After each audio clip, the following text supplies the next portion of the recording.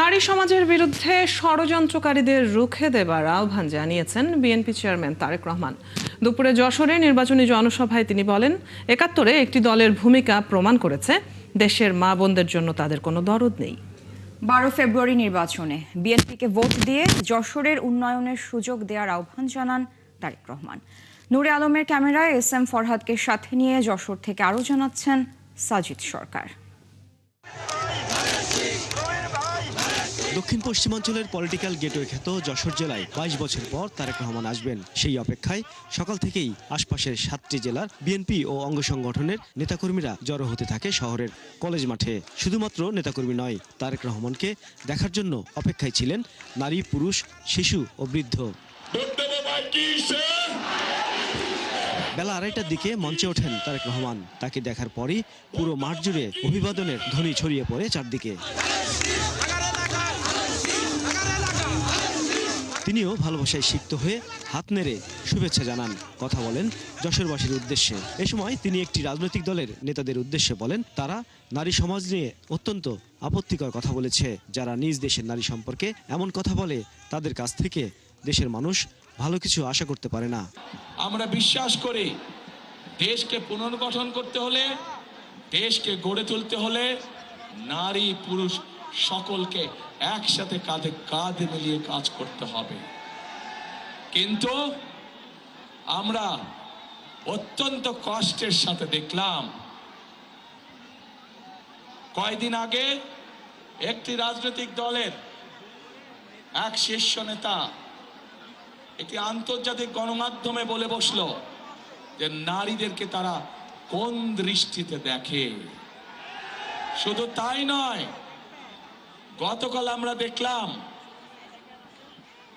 প্রিয় ভাই বোনেরা, গতকাল আমরা দেখলাম সেই নেতা, সেই রাজনৈতিক দলের নেতা বাংলাদেশের যে নারীরা, যে মায়েরা কর্মজীবী, সংসার চালানোর জন্য, সংসারকে ধরে রাখার জন্য, সংসারকে সুখে শান্তিতে রাখার জন্য যে লক্ষ কোটি মা বোনেরা বিভিন্ন জায়গায় কর্মসংস্থানে নিযুক্ত আছে, কর্মজীবী মায়েরা বোনেরা, তাদেরকে কি ভাষা ব্যবহার করে কথা বলেছে। নির্বাচনের আর মাত্র কয়েকদিন বাকি। এই সময়ে সবাইকে এক হয়ে ধানের শীষে ভোট দিয়ে বিএনপিকে ক্ষমতায় আনার আহ্বান জানান তারেক রহমান। আজকে নির্বাচনকে বিতর্কিত করার জন্য, বাধাগ্রস্ত করার জন্য এরা উঠে পড়ে লেগেছে। সেই জন্য আজকে এখানে লাখো জনতার উপস্থিতিতে আপনাদেরকে এবং আপনাদের মাধ্যমে সকল মা বোন এবং সকল ভাই বোনদেরকে, আপনাদেরকে এবং আপনাদের মাধ্যমে আপনাদের এলাকার সকল মানুষের কাছে আমি একটি আহ্বান জানাতে চাই, আপনাদেরকে অত্যন্ত সতর্ক এবং সজাগ থাকতে হবে, যাতে কেউ ষড়যন্ত্র করে আপনার সেই ভোটের অধিকারকে কেড়ে নিতে না পারে। আবার যশোরের উলশি খাল সহ সব ধরনের শিল্প কারখানা আবারও চালু করে দেশের রপ্তানি আয় বাড়ানোর পরিকল্পনাও তুলে ধরেন বিএনপি চেয়ারম্যান। সাধারণ রাজনীতিকদের মতো গালভরা বুলি কিংবা স্বপ্ন দেখানো নয়, বরং তারেক রহমান এখন গুরুত্ব দিচ্ছেন রাষ্ট্র মেরামতের বাস্তবসম্মত সমাধান ও স্বনির্ভর বাংলাদেশ গড়ার। ক্ষমতার গতানুগতিক সংজ্ঞাকে পেছনে ফেলে জনকল্যাণমুখী এই আধুনিক চিন্তাধারা রাজনৈতিক অঙ্গনে নিয়ে এসেছে এক নতুন বার্তা। সাজিদ সরকার, ৭১, যশোর।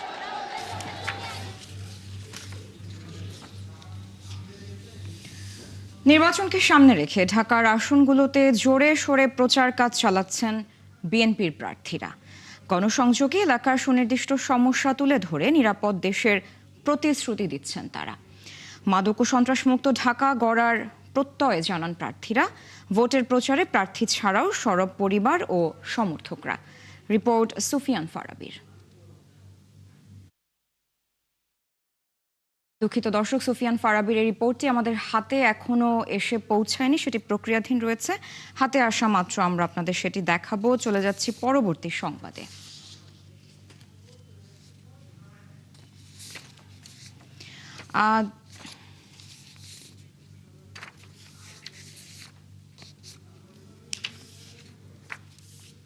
জুলাই গণঅভ্যুত্থানের পর সারা দেশে ৬০০ রাজনৈতিক সহিংসতায় প্রাণ হারিয়েছেন ১৫৮ জন।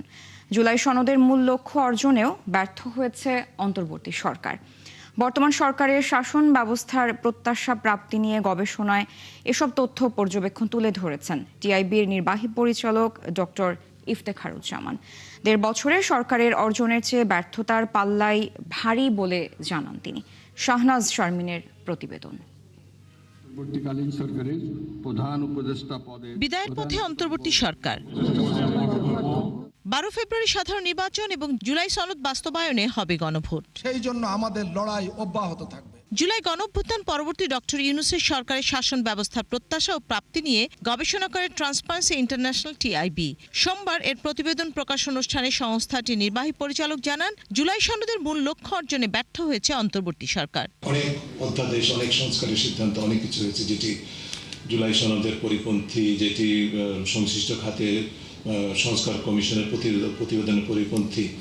সিদ্ধান্তটা নিয়েছে সরকার এককভাবে, without any consultation with stakeholders, without even informing the stake যারা স্টেক হোল্ডার, যারা এমনকি প্রতিবেদনগুলো যারা প্রণয়ন করেছে সংস্কার কমিশনগুলো, তাদেরকে অবহিত না করে, সম্পূর্ণভাবে অবহেলা করে, নিজের মতো করে নিজের পছন্দ মতো আমলাতন্ত্রের চাপে বা চাহিদায় পিক অ্যান্ড চুজ করে সিদ্ধান্ত গ্রহণ করেছে। জানান, গণঅভ্যুত্থান পরবর্তী সরকারের ইতিবাচক অর্জনের চেয়ে ব্যর্থতাই বেশি। প্রধান উপদেষ্টা এবং উপদেষ্টা পরিষদের সদস্য সহ সরকারি কর্মচারীদের যে আয় ব্যয়ের সম্পদ হিসাবটা প্রকাশ করার যে সুযোগটা ছিল এবং যে অঙ্গীকারটা সরকারের সর্বোচ্চ পর্যায় থেকে যাদের উদ্দেশ্যে প্রথম ভাষণে বলে আশাবাদের সঞ্চার করা হয়েছিল, সেটি যদি বাস্তবায়িত হতো, আজকে আমরা এখানে বসে বলতে পারতাম যে ভবিষ্যতের সরকারের জন্য একটা এমন সরকার, এই সরকার এমন একটা লিগেসি বা দৃষ্টান্ত রেখে যাচ্ছে যেটা ভবিষ্যতের কোনো সরকারের পক্ষে প্রতিপালন না করার কোনো সুযোগ থাকবে না। সেটা করতে ব্যর্থ হয়েছে। গবেষণায় উঠে এসেছে, বর্তমান সরকারের আমলে 600-র মতো রাজনৈতিক সহিংসতায় 158 জনের মৃত্যুর পরিসংখ্যান। আসছে নির্বাচনে সবার সমান সুযোগ নেই বলেও তার দাবি। তফসিল ঘোষণার পর 36 দিনে 15 জন হত্যার শিকার। নির্বাচনে সহিংসতার ঝুঁকির আশঙ্কা টিআইবির। অতীত অভিজ্ঞতাকে কাজে লাগে এবং বিশেষ করে যে সংশ্লিষ্ট প্রতিষ্ঠানগুলো আছে তাদের মধ্যে পারস্পরিক আলোচনা এবং এক ধরনের প্রতিরোধক কৌশল যদি নির্ধারিত না হয়, শুধুমাত্র মানে বিভিন্ন কি বলে যে আকর্ষণীয় স্লোগান দিয়ে অপারেশন চালিয়ে কিন্তু এই ধরনের মব সহিংসতা বলতে যা বোঝায় সেটাকে নিয়ন্ত্রণ করা বা নির্বাচনী সহিংসতাকে নিয়ন্ত্রণ করা খুব কঠিন হবে বলে আমরা মনে করি। সংস্কার কমিশনের সুপারিশ বাস্তবায়নে সরকারের ব্যর্থতায় ক্ষোভ জানায় টিআইবি। যেখানে ব্যর্থতা সেটা হচ্ছে যে সরকারের হাতে দায়িত্ব ছিল এবং সুযোগ ছিল, এখতিয়ার ছিল, সম্ভাবনা ছিল দৃষ্টান্তগুলো স্থাপন করা। শাহনাজ শারমিন, 71, ঢাকা। নির্বাচনকে সামনে রেখে ঢাকার আসনগুলোতে জোরে সোরে প্রচার কাজ চালাচ্ছেন বিএনপি প্রার্থীরা। গণসংযোগে এলাকার সুনির্দিষ্ট সমস্যা তুলে ধরে নিরাপদ দেশের প্রতিশ্রুতি দিচ্ছেন তারা। মাদক ও সন্ত্রাসমুক্ত ঢাকা গড়ার প্রত্যয় জানান প্রার্থীরা। ভোটের প্রচারে প্রার্থী ছাড়াও সরব পরিবার ও সমর্থকরাও। সুফিয়ান ফারাবির প্রক্রিয়াধীন রিপোর্টটি আমাদের হাতে এসে পৌঁছেছে মাত্র। চলুন দেখে আসি রিপোর্টটি। বিএনপি চেয়ারম্যানের পক্ষে ভোট চেয়ে নেতাকর্মীদের এই মিছিল ঢাকা 17 আসনে।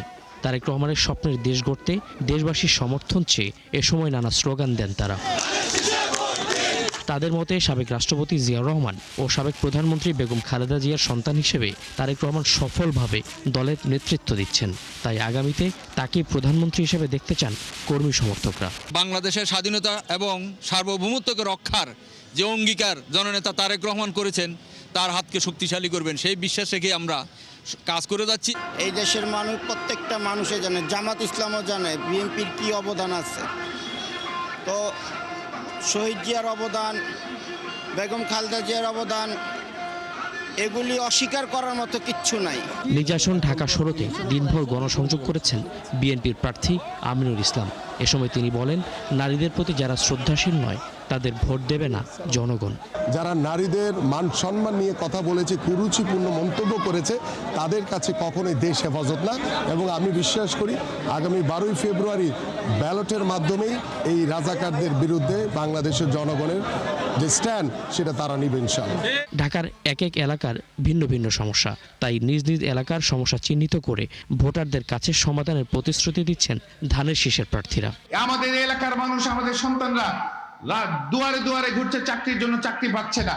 মন্ত্রণালয়ের কর্মকর্তাদের সাথে আলোচনার মাধ্যমে, মালিকদের সাথে আলোচনার মাধ্যমে আমাদের ইন্ডাস্ট্রিগুলি চালু করতে হবে, যাতে আমাদের এলাকার মানুষ, আমাদের এলাকার সন্তানরা এইখানেই চাকরি খুঁজে পায়, তারা যাতে হতাশাগ্রস্ত না হয়। প্রার্থীদের দেওয়া প্রতিশ্রুতির প্রতি সমর্থন জানিয়ে পরিবারের সদস্যরাও ছুটছেন ভোটারদের কাছে। তাদের প্রত্যাশা, সুনির্দিষ্ট পরিকল্পনা ও ইতিবাচক ভাবমূর্তি নির্বাচনে ঢাকার আসনগুলোতে ধানের শীষের পক্ষে বিজয় এনে দিবে। সুফিয়ান ফারাবি, ৭১, ঢাকা। নির্বাচনী প্রচারে এনসিপি সহ ১১ দলীয় জোটের প্রার্থীদের উপর হামলায় কার্যক্রম নিষিদ্ধ আওয়ামী লীগ সহযোগিতা করেছে বলে অভিযোগ জানিয়েছে এনসিপি। বিএনপিও এসব হামলার সঙ্গে জড়িত বলে ইসিকে জানিয়েছেন তারা। বিকেলে সিএসির সাথে বৈঠক শেষে দলটির নির্বাচন পরিচালনা কমিটির সদস্য আইমান রাহাত বলেন, দেশে বিভিন্ন জায়গায় সহিংসতার ঘটনায় ইসি ব্যবস্থা নেওয়ার আশ্বাস দিলেও এখনও কোনো ব্যবস্থা নেওয়া হয়নি। এনসিপির নির্বাচন পরিচালনা কমিটি অভিযোগ করে, বিএনপির ভাইস চেয়ারম্যান আলতাফ হোসেন তার বক্তব্য বিএনপির প্রার্থী বাছাইয়ে পুলিশ, এনএসআই ও ডিজিএফআই সহ ৩ প্রতিষ্ঠানের জরিপের কথা উল্লেখ করেছেন।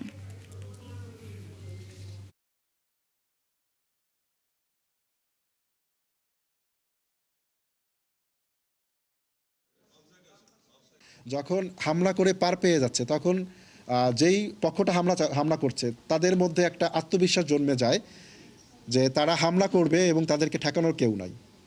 এবং এটা আমরা দেখেছি আমাদের হাতিয়াতে, তারা ওপেনলি বলেছে ইউনো এবং ওসি আমাদের পক্ষে, এখানে হামলা করলে কিছু হবে না, এবং তারা করেছে এবং আজ পর্যন্ত তাদের কোনো গ্রেফতার হয় নাই। আমরা ইসিকে জানিয়েছি এরকম ঘটনা ঘটছে, এটা হয়তো আপনাদের নিয়ন্ত্রণে নাই।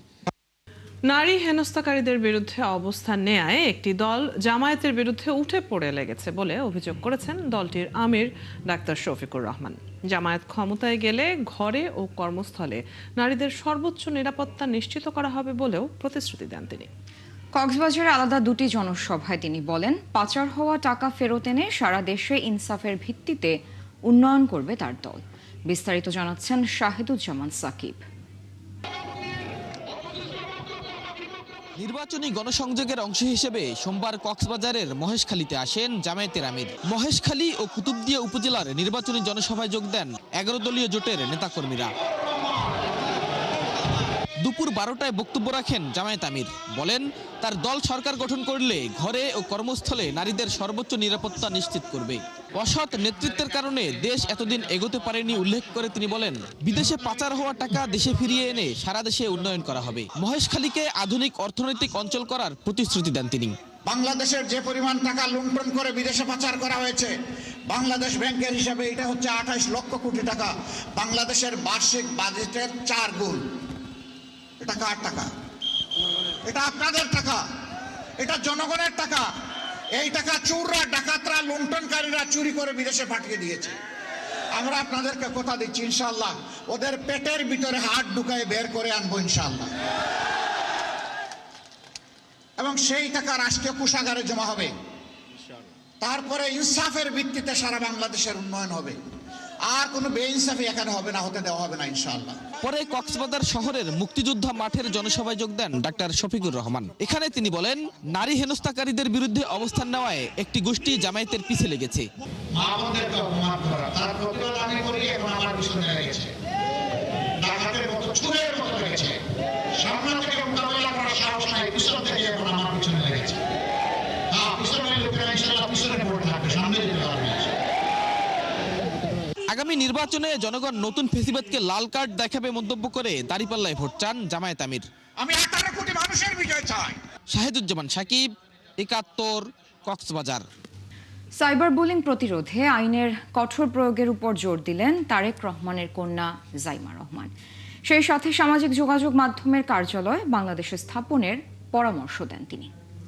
রাজধানীতে তরুণ ভোটারদের সঙ্গে চায়ের আড্ডায় এছাড়া উঠে আসে নতুন প্রজন্মের ভাবনার বাংলাদেশ। বিস্তারিত জানাচ্ছেন মাহিলা ইসলাম। রাজধানীর বনানী DOHS খেলার মাঠে বিএনপি নির্বাচন পরিচালনা কমিটির কন্টেন্ট জেনারেশন টিম আয়োজন করে এই চায়ের আড্ডা। এতে অতিথি ছিলেন বিএনপি চেয়ারম্যান তারেক রহমানের কন্যা ব্যারিস্টার জাইমা রহমান।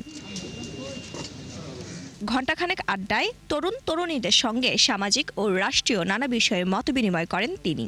মেধা পাচার, বিদেশে যাওয়ার প্রবণতা, নতুন চাকরির নিরাপত্তা ও আর্থিক সচ্ছলতা না থাকা সহ নাগরিক সমাজের নানা সমস্যার কথাও উঠে আসে আলাপচারিতায়। কয়েকটা জিনিস করতে হবে, বাট যদি একদম ফাস্টেস্ট বলেন আপু, এটা অ্যাকাউন্টেবল সিস্টেম। শুধু সিসি ক্যামেরা লাগাই দিচ্ছে বাট কেউ দেখছে না, তখন কিন্তু সলিউশনটা হচ্ছে না। এখন আমাদের ইউনিভার্সিটিতে যদি 6000 স্টুডেন্ট হয়, আমার একটা শাটল দিয়ে অবভিয়াসলি হবে না। তো ওনারা জাস্ট মানে লাইক 1 or 2, আমার ভার্সিটিতেই মেবি মাত্র 3টা। শহর ও গ্রামের শিক্ষার বৈষম্য দূর করতে প্রাথমিক পর্যায় থেকে ব্যবস্থা নেওয়ার তাগিদ দেন জাইমা রহমান। 4 ঘন্টা একটা স্টুডেন্ট যদি হারিয়ে ফেলে, তারপরে চাকরি যারা মানে চাকরি করছে তারাও যদি হারিয়ে ফেলে, তাহলে ওয়েজ দ্য টাইম। মানে আপনারা যে হবিস করবেন, খেলাধুলো করবেন, স্পোর্টস, আর্ট করবেন, কোনো তো নাই, গান বাজনা। তার মতে দেশের জন্য তরুণদের কাজ করার আগ্রহ ইতিবাচক, তবে দেশ গড়ার কাজে সবার অংশগ্রহণ নিশ্চিতে দরকার একটি প্ল্যাটফর্ম। যদি মনে করেন একটা কমিউনিটি সেন্টার এবং পার্ক একটা হয়, ওখানে কি কি জিনিস আপনারা হয়তো For me, number one, green space. Dhaka green space এর অনেক অভাব আছে, and that takes a toll on our mental health, on our physical health. Informal সেক্টরে আমি একটা স্ট্যাটিস্টিক দেখেছি, I don't know if this is correct, but আমার কাছে অবাক লেগেছে, 96% of women in Bangladesh are in the informal sector. এর আগে সোমবার সকালে মহাখালীর করাইল আনসার ক্যাম্পে ড্যাবের ফ্রি হৃদরোগের চিকিৎসা ও ঔষধ বিতরণ কার্যক্রম ঘুরে দেখেন তারেক রহমানের স্ত্রী ডাক্তার জুবাইদা রহমান। মেডিকেল ক্যাম্পেইনের এই উদ্যোগের প্রশংসার পাশাপাশি দেশের স্বাস্থ্য খাতে উন্নয়নে নিজের সম্পৃক্ত থাকার আগ্রহ জানান তিনি। মাহিলা ইসলাম, 71, ঢাকা।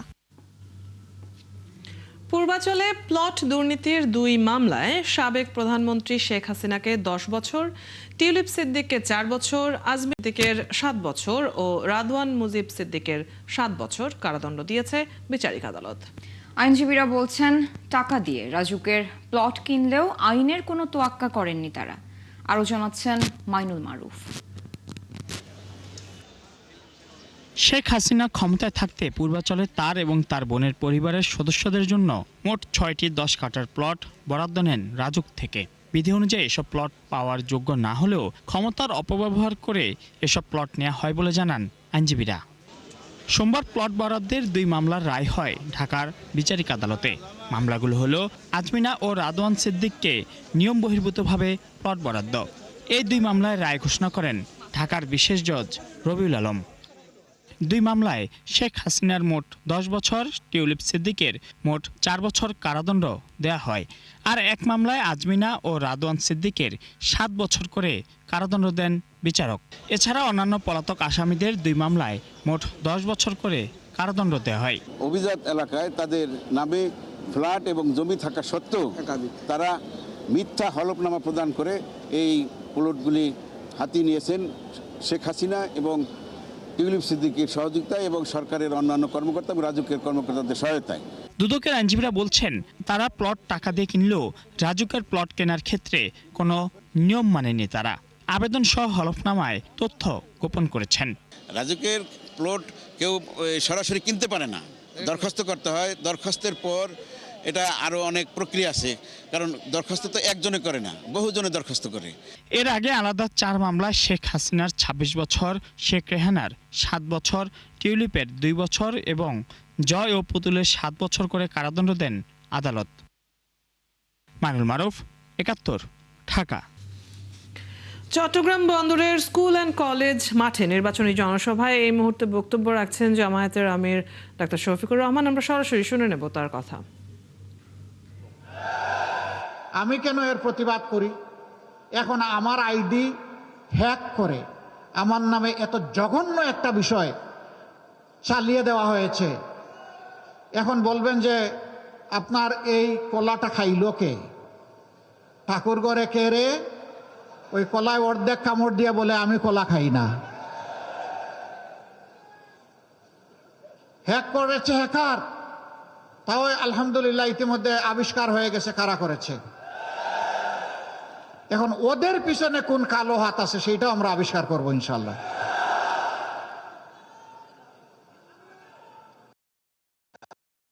এখন কার কথা বলবো? লাল ভাই বলবো না কালো ভাই সবের কথা বলবো?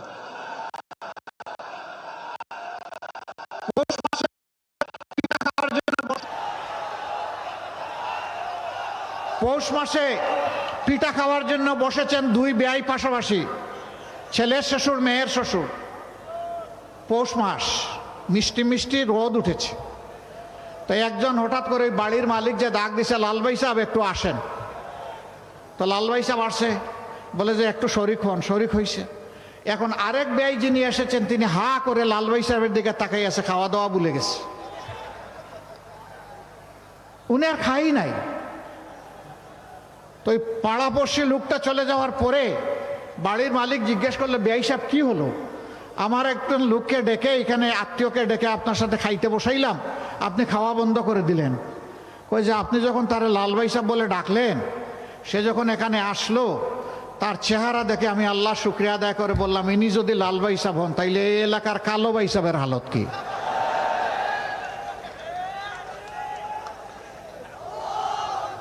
এখন কিছু লোক তারা এখন নিজেকে লাল ভাই সাহেব হিসাবে উপস্থাপন করতে চায়। আমি মাফ করবেন, আমি মানুষের গায়ের রং নিয়ে কথা বলছি না, আমি খাসলত নিয়ে কথা বলছি। এই 2 দিন আগেও গাজীপুরে একজন ফ্যাশন ডিজাইনারকে চাঁদা চাইতে গেছিল, চাঁদা দেয় নাই, মেরে ফেলছে। এরা